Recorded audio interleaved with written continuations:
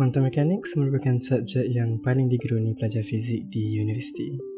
Video ini bermaklumat untuk menerangkan konsep-konsep asas formalism quantum mechanics dengan cara yang mudah dan tak menyusahkan. Perkara pertama yang kita perlu faham tentang mana-mana sistem kuantum adalah sifat semula jadinya yang bersifat tak tentu.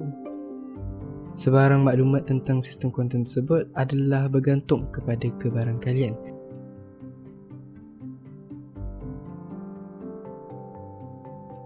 Dan kebarangkalian ini bergantung pada satu fungsi yang dinamakan fungsi gelombang. Fungsi gelombang memberi keterangan lengkap tentang mana-mana sistem kuantum, kedudukan, momentum, putaran dan sebagainya. Fungsi gelombang ini merupakan unsur satu ruang yang dinamakan ruang Hilbert. Sebagai gambaran, ruang Hilbert nampak macam ruang vektor.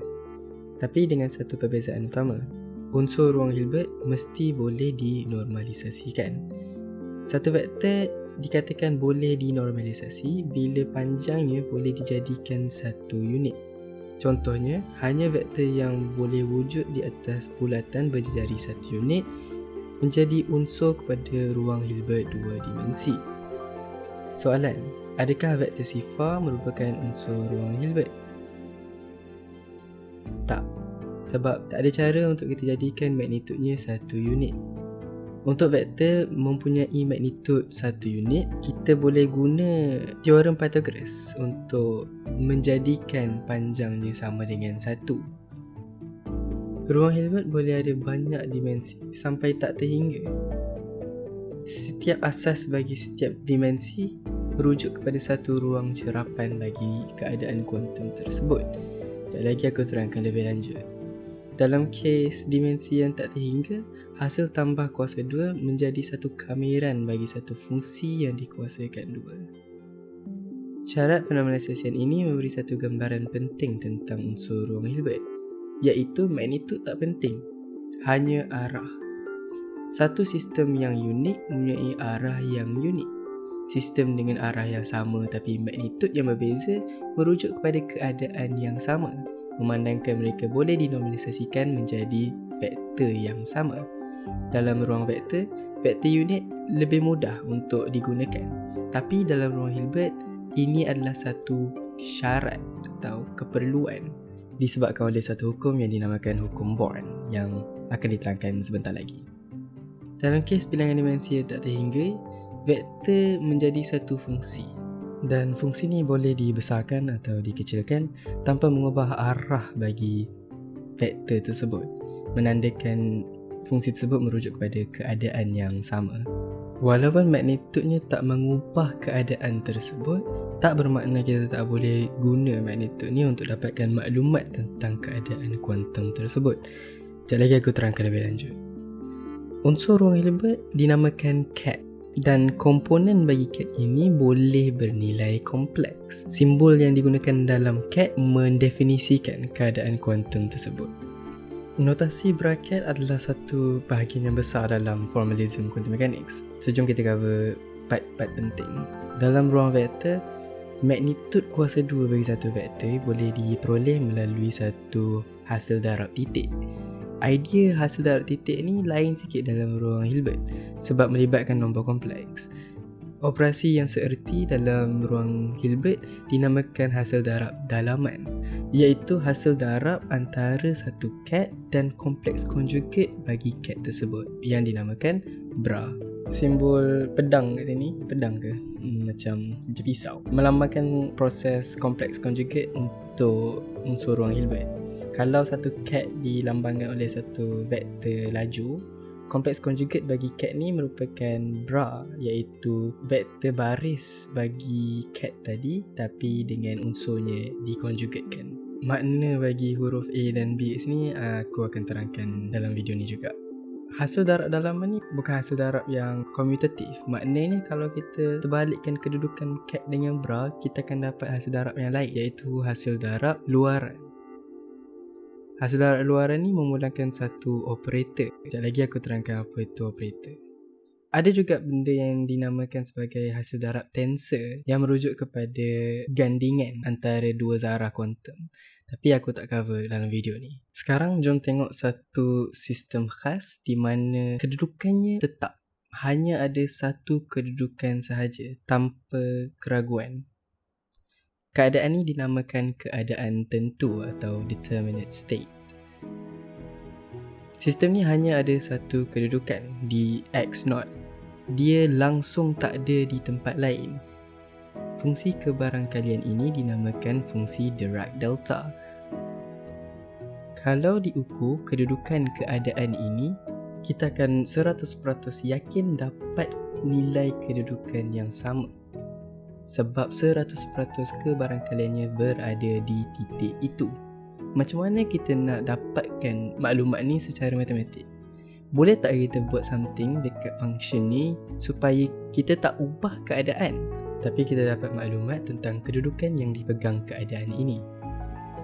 Apa kata kita darab keadaan ni dengan semua nilai kedudukan? Contohnya, kalau kita darab fungsi dekat X sama dengan -1 dengan -1, kita akan dapat kosong sebab fungsi ni kosong.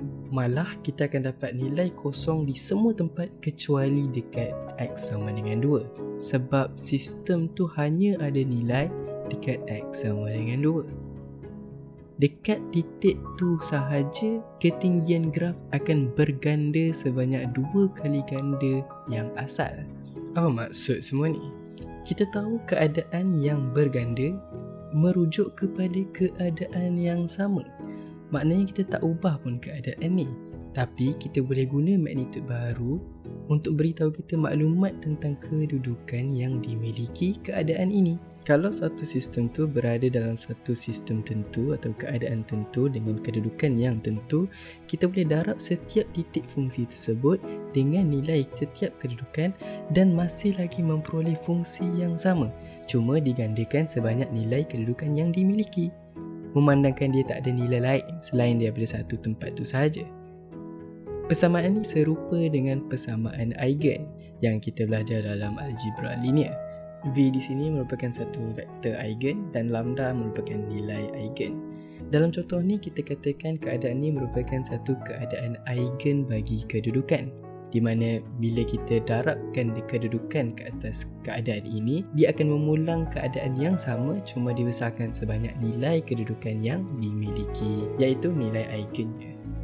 Idea ni teraplikasi untuk semua bentuk cerapan. Satu keadaan eigen momentum juga memulangkan keadaan yang sama apabila didarabkan dengan semua nilai momentum dan hanya dibesarkan sebanyak nilai momentum yang dimiliki. Secara umum, persamaan eigen dalam ruang Hilbert nampak macam ni. Huruf A kat sini dinamakan operator. Operator merupakan satu objek yang mengubah satu keadaan menjadi keadaan yang berbeza. Dalam kes ni, operator kedudukan dah ubah keadaan eigen kedudukan menjadi keadaan eigen kedudukan yang sama cuma dibesarkan sebanyak nilai eigen kedudukan yang dimiliki keadaan tersebut. Aku tahu pening banyak perkataan kedudukan, eigen dan keadaan, tapi dia macam ni je sebenarnya. Benda tu dia tak berubah. Benda tu ada satu sifat tetap tentang diri dia. So bila kita ukur benda tu akan membesar sebanyak nilai yang dipegang. Itu je lah. Tak pening pun. Sekarang jom tengok satu keadaan yang bukan tentu atau keadaan tak tentu. Katakan ada satu keadaan yang kita tak tahu sifatnya dalam sebutan tenaga. Kita tak tahu tenaga dia berapa, tapi kita tahu yang tenaga dia sama ada E1 atau E2. Masalahnya dalam quantum mechanics, kita tak boleh nak kata sama ada. Kita tak boleh nak kata dia ada sama ada E1 atau E2. Dalam quantum mechanics, kita kena kata yang keadaan ni mempunyai tenaga E1 dan E2.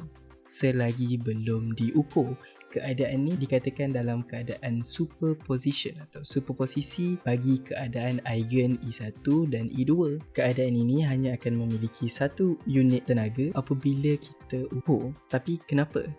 Sebabnya masih lagi didebatkan sehingga hari ini. Aku tak cover bahagian tu, tapi korang boleh tengok sendiri beberapa tafsiran quantum mechanics yang wujudnya hari ini. Untuk tujuan kita akan tengok tafsiran Copenhagen yang merupakan tafsiran yang paling kehadapan setakat ni. Keadaan ni dikatakan mempunyai kebarangkalian yang berbeza untuk setiap nilai tenaga. Kebarangkalian ini memberitahu kita betapa kerapnya kita akan memperoleh satu kuantiti tenaga apabila kita ukur tenaga yang dimiliki keadaan ini. Dan di sinilah di mana hukum Born mainkan peranan. Hukum Born mengatakan kebarangkalian relatif untuk mencerap satu kuantiti apabila diukur adalah sama dengan nilai amplitud bagi setiap keadaan eigen dikuasakan 2. Nilai A dan B di sini merupakan amplitud bagi setiap keadaan eigen. Contohnya, kalau ada satu keadaan yang ditulis seperti berikut, maka keadaan ini mempunyai 50% kebarangkalian untuk memiliki tenaga E1 atau E2 apabila diukur tenaganya. Tapi selagi belum diukur, sistem tersebut mempunyai kedua-dua tenaga E1 dan E2. Dan sekarang kita nampak kenapa unsur ruang Hilbert perlu dinormalisasikan. Sebab jumlah kebarangkalian bagi semua kejadian adalah 1. So dalam kes ni, hasil tambah kuasa 2 semua amplitud sama dengan 1. Tapi kalau tak sama dengan 1, kita boleh jadikan dia sama dengan 1 melalui proses normalisasi. Ini adalah contoh yang menggambarkan quantization, satu bentuk cerapan iaitu tenaga, di mana tenaga hanya ada 2 nilai, 1 dan 2. Tapi kalau kita ada nilai-nilai yang berterusan, maknanya bilangan keadaan eigen menjadi tak terhingga. Contohnya, bilangan keadaan eigen untuk kedudukan mencecah tak terhingga. Sistem ni boleh berada di X sama dengan 1, X sama dengan 1.1 atau sebarang nombor di antaranya. Sistem ni berada dalam keadaan superposisi untuk setiap keadaan eigen yang boleh dimiliki. Hasil tambah ini disebabkan oleh nilainya yang berterusan menjadi satu kamiran.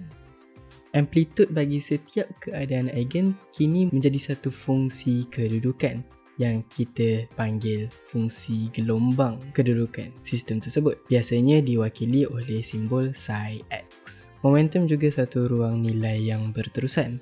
Maknanya wujudnya juga satu fungsi gelombang momentum yang selalunya diwakili oleh simbol phi p.